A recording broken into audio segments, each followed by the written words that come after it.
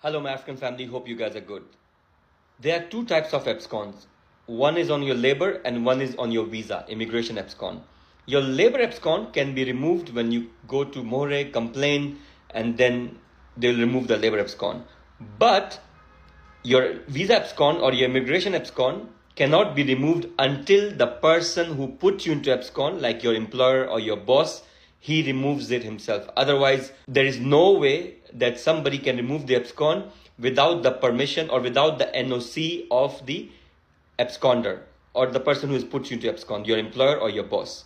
So don't go running around paying any agent or any center for removing your abscond. Believe me, they will not help you out. So in these type of situations, what you need to do is you need to try to talk to your supplier and make him agree to remove the abscond. Even if you have to pay him, pay him. Believe me, if he doesn't remove the abscond, you're not getting a new visa. So try to negotiate with him and see if you can